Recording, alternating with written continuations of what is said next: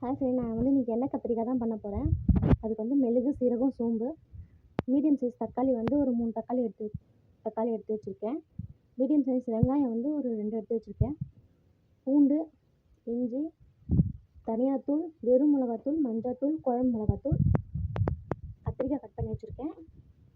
இங்கே தேங்காயும் எடுத்து வச்சுருக்கேன். புளி தண்ணியும் எடுத்து வச்சுருக்கேன். வாங்க ஃப்ரெண்ட்ஸ், எப்படி செய்யணும்னு பார்க்கலாம். நான் அடுப்பு பற்ற வச்சுட்டேன். இப்போ எண்ணெய் நல்லா காஞ்சோன்னே நம்ம கத்திரிக்காய் போட்டு வறுத்து எடுத்து வச்சுக்கலாம். இப்போ எண்ணெய் காஞ்சிருச்சுன்னு நம்ம கத்திரிக்காய் போட்டுக்கலாம். நல்லா வதக்கிக்கலாம் கத்திரிக்காவை. இந்த ஸ்டேஜ் போதும், நம்ம எடுத்து வச்சுக்கலாம். இப்போ இந்த எண்ணெயிலே மிளகு, சீரகம், சோம்பு இதை போட்டுடலாம்.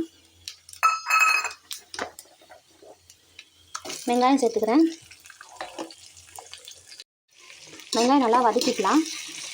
கண்ணாடி பதம் வரணும். உங்கள்கிட்ட சின்ன வெங்காயம் இருந்தால் சின்ன வெங்காயம் சேர்த்துக்கோங்க. என்கிட்ட சின்ன வெங்காயம் இல்லை, அதனால் நான் பெரிய வெங்காயம் போட்டிருக்கேன்.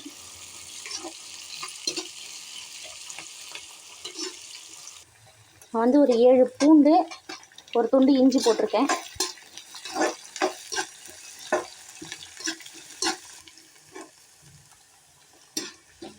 நல்லா கண்ணாடி பதம் வந்துருச்சு. இந்த ஸ்டேஜில் நம்ம தக்காளி போட்டுக்கலாம்.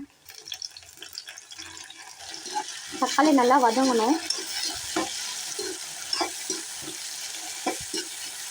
தக்காளி நல்லா மஞ்சு போய் வெங்காயத்தில் தெரியாத அளவுக்கு நல்லா வதங்கிட்டு சீக்கிரமாக வதங்கிறதுக்கோசம் நான் கொஞ்சம் உப்பு சேர்த்துக்கிறேன். உப்பு பார்த்து போட்டுக்கோங்க. தேவையான அளவு உப்பு போட்டுக்கோங்க. இது நல்லா வதக்கிக்கலாம். தக்காளி நல்லா வதங்கிடுச்சு. இந்த ஸ்டேஜில் மசாலா போட்டுக்கிறேன். நான் 1 ஸ்பூன் மல்லித்தூள், ஒரு வெறும் மிளகாத்தூள் 1 ஸ்பூன் எடுத்து வச்சுருக்கேன். கொஞ்சம் மஞ்சள் தூள், வீட்டில் அரைச்ச மிளகாத்தூள் 1 ஸ்பூன், இது எல்லாத்தையும் போட்டுக்கிறேன். இது மசாலாவோட பச்சை வாசனை போகிற வரைக்கும் நல்லா வதக்கிக்கலாம். நான் ஒரு கைப்பிடி அளவு தேங்காய் போட்டுக்கிறேன். நீங்கள் துருவி கூட போட்டுக்கலாம். நான் அப்படியே கீழி போட்டுட்டேன். நீங்கள் துருவி கூட போட்டுக்கலாம். இதையும் சேர்த்து கொஞ்சம்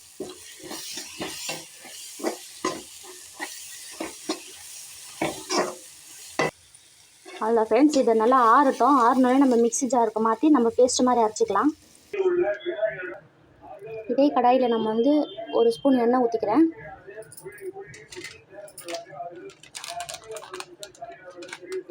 கொஞ்சம் சோம்பு,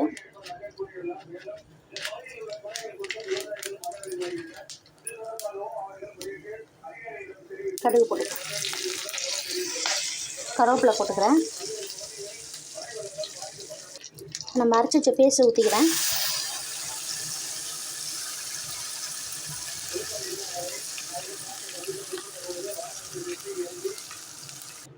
கொஞ்சோண்டு புளி தண்ணி சேர்த்துக்கிறேன். இதை நல்லா கிண்டிக்கிறேன்.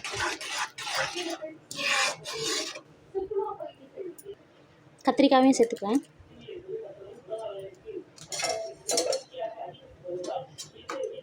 நல்லா கிண்டி விட்டுக்கலாம். இது கொதிச்சு எண்ணெய் பிரிஞ்சு வர வரைக்கும் வெயிட் பண்ணுறேன். இது நல்லா கொதிச்சு எண்ணெய் பிரிஞ்சு வரட்டும். எண்ணெய் நல்லா பிரிஞ்சு வந்துடுச்சு. இந்த வீடியோ பிடிச்சிருந்தா லைக் பண்ணுங்கள், ஷேர் பண்ணுங்கள், மறக்காமல் சப்ஸ்கிரைப் பண்ணிவிடுங்க. ஓகே, பாய் ஃப்ரெண்ட். நெக்ஸ்ட் வீடியோவில் பார்க்கலாம்.